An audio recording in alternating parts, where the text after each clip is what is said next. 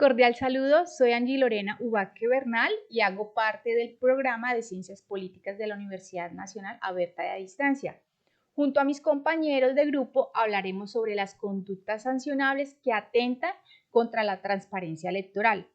Bueno, quiero empezar diciendo que a lo largo del proceso electoral se pueden presentar una serie de conductas que atentan contra la transparencia, la seguridad y el correcto desarrollo del mismo. Las conductas que afectan la transparencia de los procesos electorales pueden ser diversas y en esa medida su tratamiento debe ser diferenciado. Para ello se puede recurrir a la siguiente clasificación. Por un lado los delitos, por otro lado las faltas disciplinarias y prohibiciones a funcionarios públicos y también violación de las normas electorales. Bueno, los delitos son conductas humanas que en consideración de la sociedad pues traen consecuencias negativas al conglomerado social y a las instituciones y por tanto son prohibidas mediante la ley del Código Penal, la cual establece unas autoridades que las investigan y sancionan. La comisión de un delito puede tener como consecuencia jurídica desde multas hasta la pena privativa de la libertad, es decir, cárcel. También tenemos por un lado las faltas disciplinarias y prohibiciones a funcionarios públicos. Una falta disciplinaria puede conllevar a sanciones que van desde multas hasta destituciones, suspensión del cargo e inhabilidad general. Y por último tenemos la violación de normas electorales. En este grupo de conductas se incluye la violación de los procedimientos y parámetros que han sido establecidos por la ley para el desarrollo de los certámenes electorales.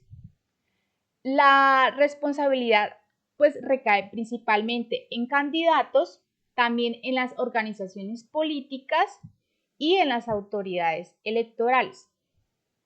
Vamos a enfatizar en los delitos electorales. Referente a los delitos electorales, en el Código Penal colombiano, la Ley 599 de 2000, se encuentran consagrados ciertos delitos que, de ser cometidos, tienen una influencia directa sobre la transparencia electoral. Estos delitos se encuentran ubicados en el título que en el Código Penal denomina delitos contra mecanismos de participación democrática y que son conocidos como delitos electorales. Adicionalmente, es importante tener en cuenta que existen otros delitos que, si bien no hacen parte de dicho grupo, en determinadas circunstancias pueden tener influencia directa en el proceso electoral. Teniendo en cuenta la explicación que ha dado mi compañera, existen diferentes maneras en que se incurran en delitos electorales. Dentro de ellos comúnmente encontramos el fraude al sufragante. Es un delito electoral que ocurre mucho. Mediante maniobras engañosas se induce a un ciudadano a votar por un candidato o una opción política distinta a la que autónomamente pretendía elegir. Fraude de inscripción de cédulas. Es cuando una persona, a través de medios indebidos, logra que sus ciudadanos inscriban sus cédulas en un lugar diferente al que residen habitualmente, buscando obtener ventaja en procesos electorales. Comúnmente es conocido como la transhumancia electoral o el trasteo de votos, y en Colombia este es un delito grave tipificado en el artículo 389 del Código Penal. Tráfico de votos. Es el delito que se configura cuando una persona ofrece votos de un grupo de ciudadanos a cambio de dineros u otros beneficios. Es un delito electoral específico en Colombia, tipificado en el artículo 390A del Código Penal, que fue incorporado por la Ley 1864 de 2017. Voto fraudulento. Es un delito tipificado en el artículo 391 del Código Penal colombiano que atenta directamente contra la pureza y la validez del sufragio. Se refiere a la acción de una persona que vota de manera ilegal o sin tener el derecho legítimo para hacerlo. Por ejemplo, suplantación de identidad o votar más de una vez o votar sin derecho. Elección ilícita de candidatos. Implica que una persona se haga elegir para un cargo de elección popular estando inhabilitada por decisión judicial, disciplinaria o fiscal. y se configura en dos escenarios principales. El candidato inhabilitado, que es la persona que a pesar de tener esta inhabilidad vigente, impuesta por una autoridad judicial, disciplinaria o fiscal, se postula y resulta ser elegida para un cargo de elección popular. O los partidos o movimientos políticos y sus representantes, aquellos que otorgan el aval o inscripción a un candidato conociendo la existencia de dicha inhabilidad o sanción. Continuando con la exposición, hablaremos sobre los delitos electorales y cuál es el impacto de esta práctica en los territorios. Los delitos con mayor recurrencia son aquellos que afectan la democracia, la libertad del voto y la legitimidad del proceso en sí. En primer lugar está la compra y venta de votos, también conocido como corrupción de sufragante o el tráfico de votos. Es el delito más frecuente y se presenta cuando se ofrece dinero, bienes o favores a cambio del voto.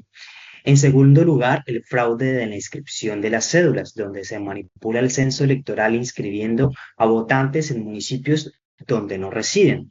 También es común la retención u ocultamiento de las cédulas, una práctica que impide a los ciudadanos ejercer su derecho al voto libre y que suele estar ligado al control político sobre las poblaciones vulnerables.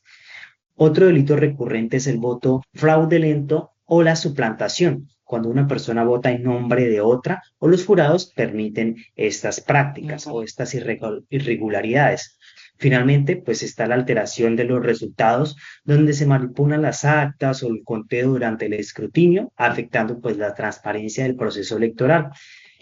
El impacto de estas prácticas en los territorios es profundo, porque debilita la democracia local, porque distorsiona la voluntad popular y permite que lleguen al poder actores sin legitimidad. Además, mantienen redes clientelistas de corrupción que frenan pues el desarrollo regional y aumenta la desigualdad, porque el voto pues dejaría de ser una herramienta ciudadana y se convierte en una mercancía, básicamente. Colombia, pues, combatir estos delitos requiere un mayor control institucional, una educación cívica y una ciudadanía activa que defienda la transparencia electoral en cada territorio del país. Cordial saludo, mi nombre es Nicolás Briceño y vengo a hablar sobre 5 delitos electorales. Para hablar de delitos electorales, primero tenemos que entender cuál es la ley que regula este tipo de temas. Entonces nos encontramos la Ley 1864 de 2017, la cual modifica la Ley 599 del 2000, que nos habla sobre la protección a mecanismos de participación ciudadana. En esta ley podemos encontrar diferentes delitos electorales y vengo a explicar 5 de ellos. El primero lo encontramos en el artículo 386, que nos habla de la perturbación del certamen público, lo que indica que cualquier persona, ya sea por engaños o por medios violentos busque que la participación democrática o la participación de algún tipo de mecanismo de participación se vea afectado, incurrirá en unas penas.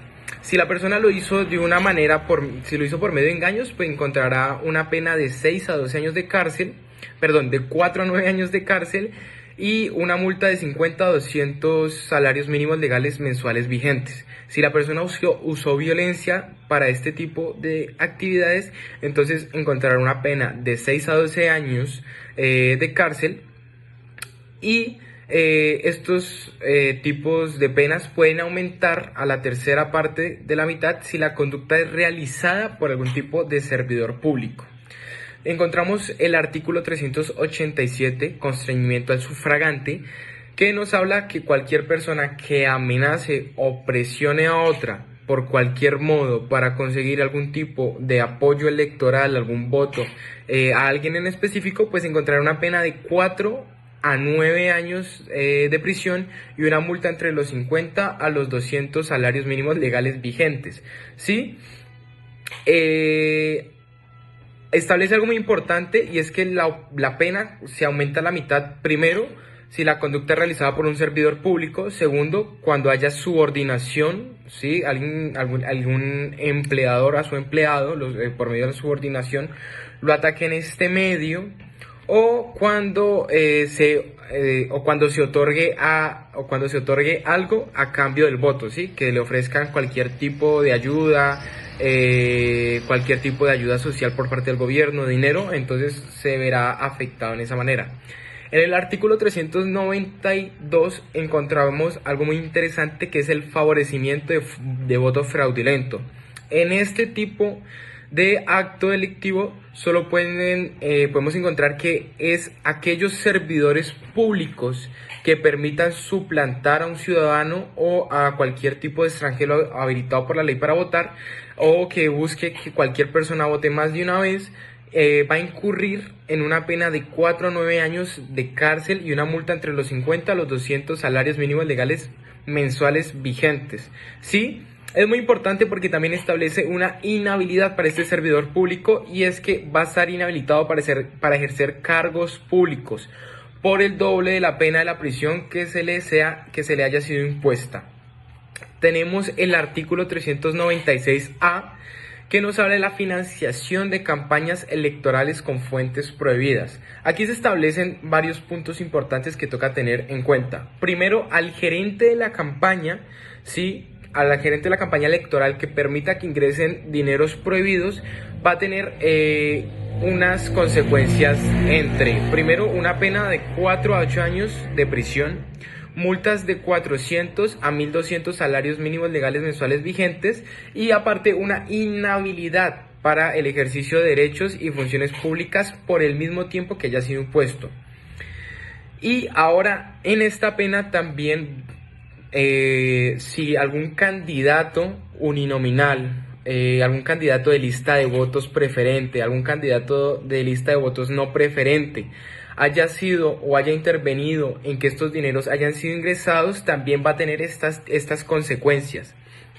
Y ahora bien, las personas que aporten dineros provenientes de fuentes ilícitas en campañas electorales también van a tener este tipo de penas. Por último, pues voy a explicar el artículo 396C, que habla de la información del aportante. En este caso, el que no informe de los aportes que recibe o de los aportes realizados a la campaña electoral, conforme los términos establecidos por la ley, pues va a incurrir en una prisión de 4 a 8 años y una multa de 400 a 1.200 salarios mínimos legales mensuales vigentes. Muchas gracias.